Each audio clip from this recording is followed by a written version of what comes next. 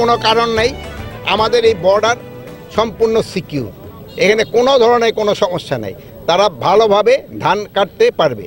আর Barendra DG সাহেবরা আমি বলবো কৃষকদের এই যে পানির বিল যেন আরও কমায় আনা যায়, যেন তাদের উৎপাদন খরচ যেন কমানো যায়, এই জন্য অনেক ব্যবস্থা করতে হবে। আর উপরে যারা চাকরি করে আর এই দুর্নীতিটা কমাইতে হবে।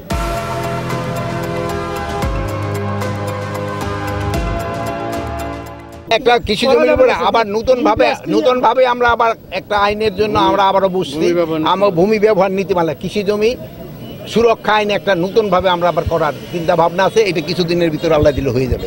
এই কৃষকরা আগে যেখানে ধরেন আমাদের লোক সংখ্যা ছিল 7.5 কোটি, সেই সময় আমাদের কিন্তু কৃষি জমির সংখ্যা ছিল আরও বেশি, কিন্তু এখন প্রায় 18 কোটি লোক, কিন্তু কৃষি জমির সংখ্যা অনেক কমে গেছে। তারপরে কিন্তু এই আমাদের উন্নত জানের ধান এবং কৃষকদের কঠোর পরিশ্রম এবং আমাদের সায়েন্সের যে বিজ্ঞানীরা তাদেরও কঠোর পরিশ্রমের ফলে কিন্তু আজকে এই আমাদের উৎপাদন এত, এবং আমরা মোটামুটি গত বছর আমাদের ইম্পোর্ট করতে হয় নাই, বা গত বন্যার জন্য আমাদের কিছু ইম্পোর্ট করতে হয়, হয়তো এইবার যেই ভালো প্রোডাকশন হয়েছে আল্লাহ দিলে আমাদের হয়তো ইম্পোর্ট করতে হবে না।